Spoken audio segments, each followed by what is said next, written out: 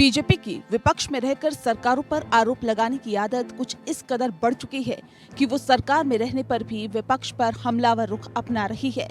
प्रधानमंत्री मोदी से लेकर मुख्यमंत्री योगी, केंद्रीय गृह मंत्री अमित शाह समेत बीजेपी के सभी बड़े नेता समाजवादी पार्टी की सरकार बनने पर गुंडों, माफियाओं का राज होने के खतरे बताकर वोट मांग रहे हैं। ऐसे में अखिलेश यादव ने भी बीजेपी को उनके ही नैरेटिव में फंसाना शुरू कर दिया है।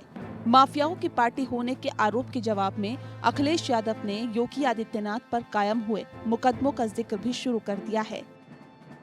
उत्तर प्रदेश में कभी ऐसा नहीं हुआ होगा कि किसी मुख्यमंत्री पे इतनी गंभीर धाराएं लगी हों।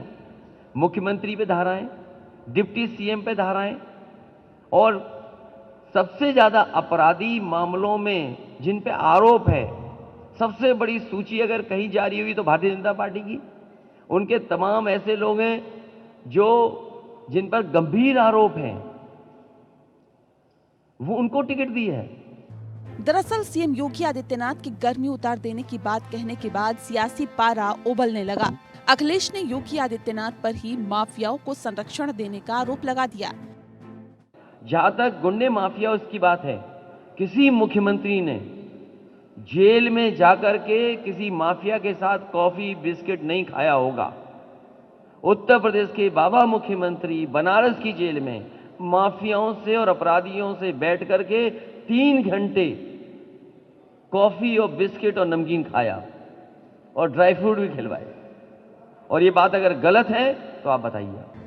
अखिलेश यादव ने दावा किया कि उनकी सरकार बनने पर कानून व्यवस्था कायम रखने के लिए जो भी कदम उठाने हैं वो उठाए जाएंगे। अखिलेश यादव ने आगरा में प्रचार करते हुए कहा कि गर्मी निकले या ना निकले, सपा सरकार भर्तियां जरूर निकालेगी। दिलचस्प बात यह है कि रोजगार यूपी चुनाव में बड़ा मुद्दा बनता जा रहा है, लेकिन बीजेपी विपक्षी दलों को हिंदू, मुसलमान, गुंडे, माफिया और कानून व्यवस्था के मुद्दे पर घेरने की कोशिश में है। वहीं आरएलडी नेता जयंत चौधरी भी बीजेपी को घेरने में कोई कोर कसर नहीं छोड़ रहे हैं। प्रधानमंत्री मोदी की बिजनौर रैली रद्द होने पर जयंत ने भी चुटकी ली और कहा कि धूप खिली हुई थी, लेकिन बीजेपी के लिए मौसम खराब है। बिजनौर में कड़ी धूप निकली हुई है, यहाँ भी धूप निकली हुई है, मौसम बिल्कुल साफ है। देखो मौसम साफ है। बिजनौर में हम बड़ी उत्सुकता से सुन रहे थे कि आज मोदी जी वहाँ जा रहे थे और कुछ ना कुछ वो सफाई देते। मैं तो ये सोच रहा था, लेकिन भाजपा का मौसम इतना खराब हो गया कि बिजनौर का उन्होंने प्रोग्राम ही कैंसिल कर दिया। जयंत ने योगी आदित्यनाथ के गर्मी वाले बयान को लेकर भी मजे लेने की कोशिश की। उन्होंने कहा कि 2 लड़कों की गर्मी देखकर बीजेपी को सर्दी में पसीना आ रहा है। बाबा जी कहते हैं कि मुजफ्फरनगर और कैराना ज्यादा गर्मी आ गई।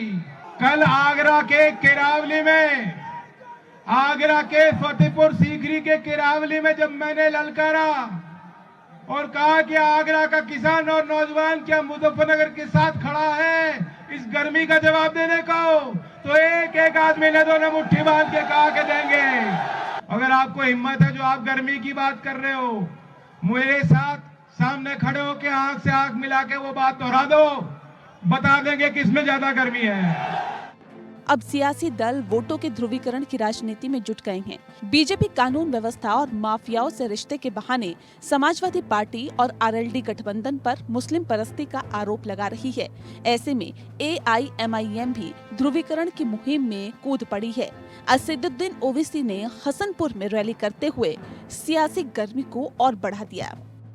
हमने जो गर्मी पैदा की है वो सच्चाई की बुनियाद पर, हकीकत की बुनियाद पर, गैरत की बुनियाद पर, इज्जत को हासिल करने के लिए, मुकाम को हासिल करने के लिए, हिस्सेदारी को हासिल करने के लिए हमने ये गर्मी पैदा की है। बाबा सुन लो, अगर हम मर भी गए, ये लोग हमारे पैगाम को लेकर सुबह क़यामत तक चलते रहेंगे।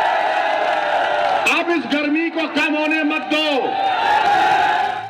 दोनों तरफ से सांप्रदायिकता चुनावी महफिल लूट लेने की फिराक में है, लेकिन किसान नेता बीजेपी की इस मुहिम से सावधान रहने की और एहतियात बरतने की सलाह दे रहे हैं। राकेश टिकैत ने कहा कि वो हिंदू मुसलमान का मैच नहीं होने देंगे। वो मैच हिंदू मुस्लिम और जिन्ना का मैच मुजफ्फरनगर पश्चिम की धरती पे यहाँ के स्टेडियम में नहीं खेलना जाएगा। अगर कोई खेलने की कोशिश करेगा तो उसका इलाज करेंगे हम यहाँ पे। वो मैच चलेगा नहीं। पंजाब और उत्तर प्रदेश समेत सभी राज्यों में संयुक्त किसान मोर्चा खुलकर बीजेपी के खिलाफ प्रचार में उतर गया है। मोर्चा बीजेपी को हराने की अपील कर रहा है। ऐसे में सियासी पारा चढ़ता जा रहा है। चुनावी माहौल में नेता एक दूसरे पर आरोप लगा रहे हैं और जनता भौचक होकर इनका मुंह देख रही है। उसके रोजी रोजगार, महंगाई, मंदी और बीमारी हारी से किसी का कोई वास्ता नहीं है।